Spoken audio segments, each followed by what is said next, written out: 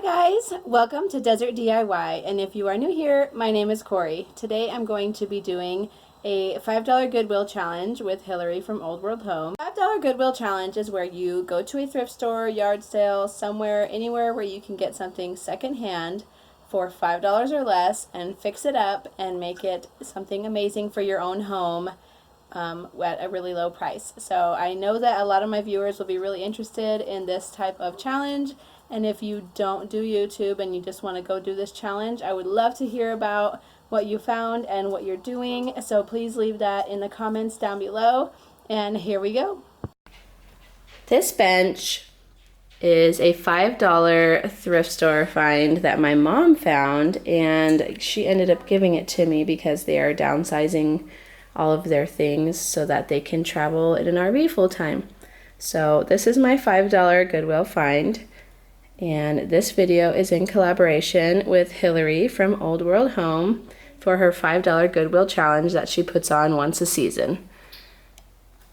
The before of this piece is pretty shocking considering how it looks now. It used to be a macaroni color, and I attempted to strip the paint off of the top of the seat here so that I could get to the wood, and then I came down with the flu, and then it rained for several days and it completely destroyed the top of this seat.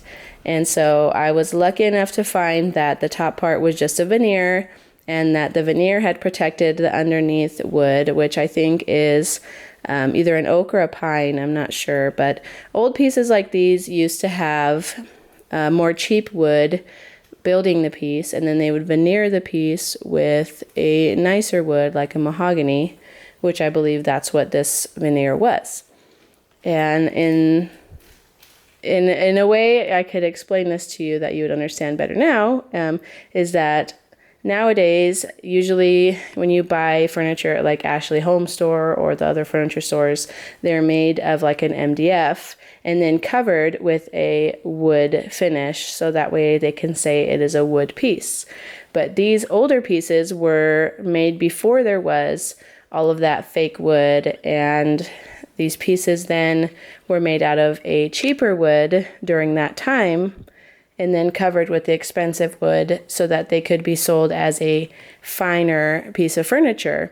And to compare something like that to now, it would be not affordable at all to buy pieces of furniture that were solid wood like this, because the ones that are not solid wood, that are made of fake wood, are still hundreds of dollars. So imagine the same piece of furniture if it was built with solid hardwood and then covered again with a beautiful veneered wood.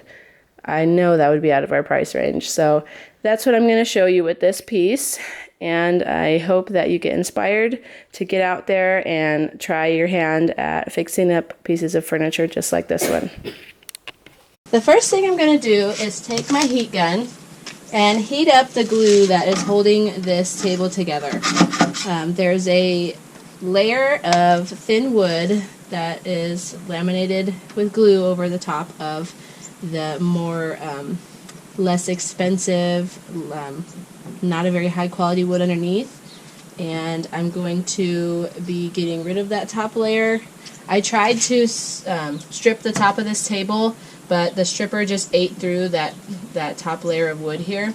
So I'm just going to go ahead and remove it and start from scratch on the more rustic underside piece of wood on the seat. Something to keep in mind when using a heat gun is that you can very easily burn your fingers, so be careful where you point it.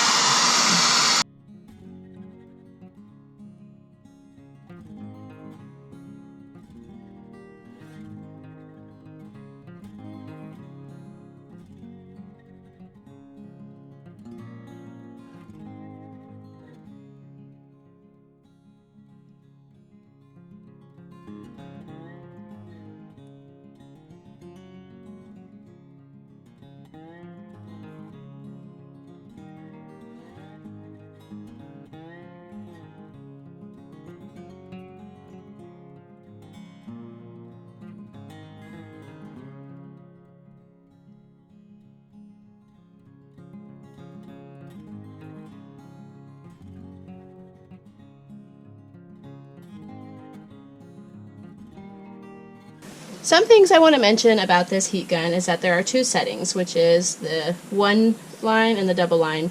The double line is hotter. The single line is less hot, although it's still super, super hot. And also the reason I'm using a metal scraper instead of a plastic scraper is because this will melt that plastic in no time. It is extremely hot.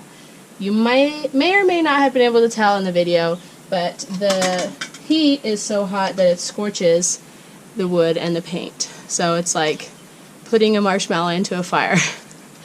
And that's why it works so quickly and why it's such a convenient tool to use, because it heats up the glue that is inside or underneath the veneer and reactivates it as if it was fresh glue putting on the first time before it had ever dried.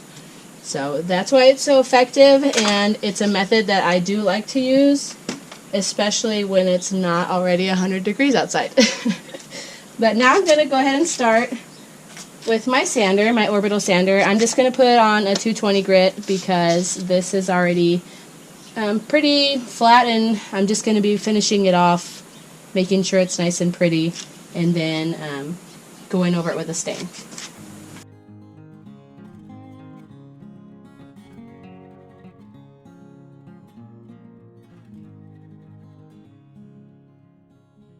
So I'm going to switch my sandpaper over to a 100 grit because the residual glue that's left on here is not coming off with the 220. So that's what I'm going to do now.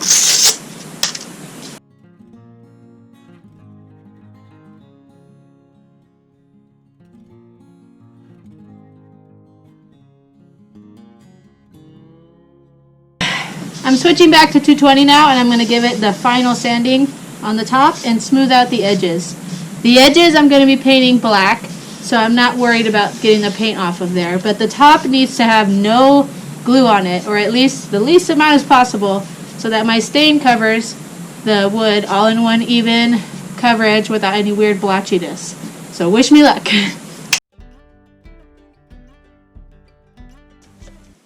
I'm going to start with my stain now. You always want to wear gloves when you're staining because it's really hard to get the stain off of your skin. So you don't want to look like you have poo-poo hands for a couple of days after a project.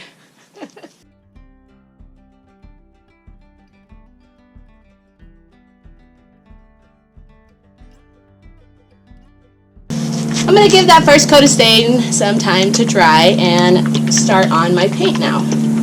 Now the reason I got this paint for free is because somebody was giving it away, so I went and picked it up, and it's a very like grayish color, gray beige, and very light. It almost looks white on the lid, but I have a feeling it's definitely going to look gray on the piece.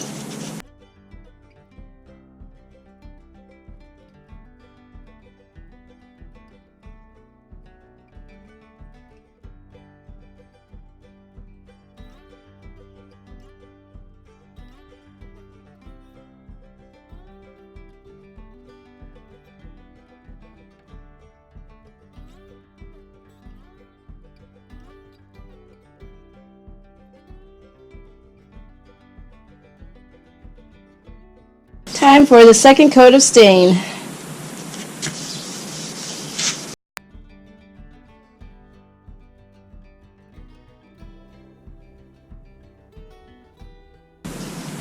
I want to take a quick minute to talk about why I use a rag to stain. When you use a paintbrush, it's really hard to get into the grain of the wood, especially older wood projects where the grain is more dry and pitted and rustic. And when you use a rag, you can push harder and get it deep down into the wood's grain, and it comes out a much more stable finish. There's no blotchiness, and you can always wipe off the extra as you're going, and it saves a lot of steps as well as just makes it so much easier. So I always use the rag, throw the rag away when I'm done, easy cleanup, and I highly recommend it. And you're supposed to use certain types of like lint-free or cheesecloth rags, but I just use stuff I'm going to throw away. Old clothes, old pieces of fabric, rags, things like that. Just make sure you get all the lint off as you're going. Okay, I'm going to start my second coat of paint.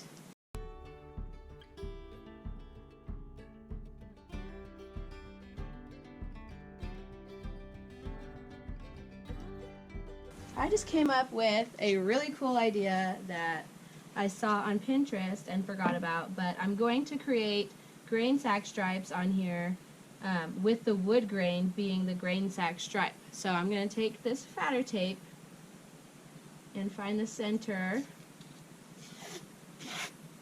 and mask that part off.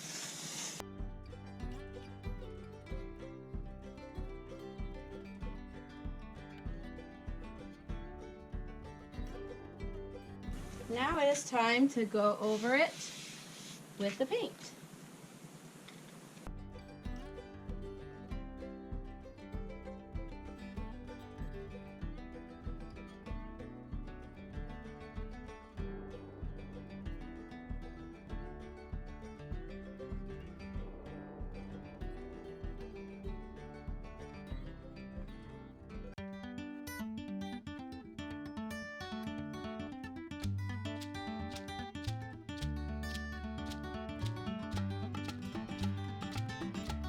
The paint bled underneath the tape, and so I'm going to use a trick to fix that, how it looks.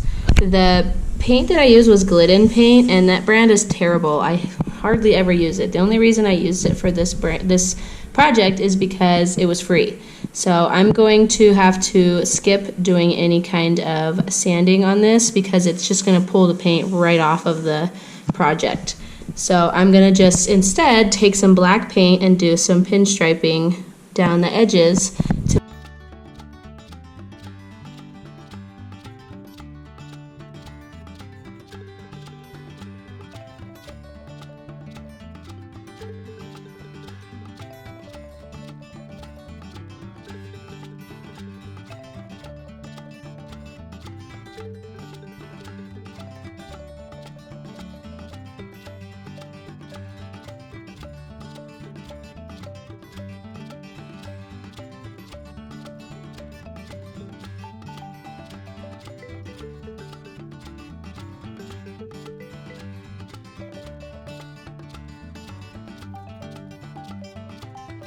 I'm going to do is take some black chalk paint and a sponge brush and paint the edges black.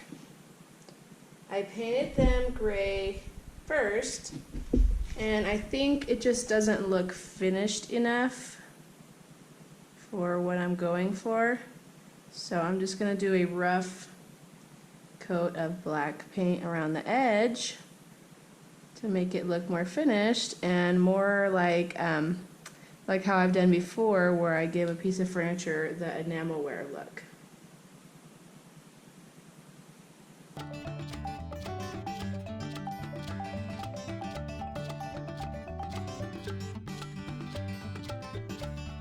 What I'm using to sand is just a regular old sanding block and some 220 sandpaper.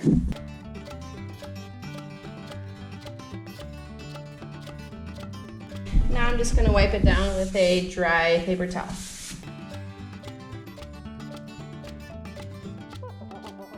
The wax I'm using is a Varathane paste finishing wax, and it's just a clear wax.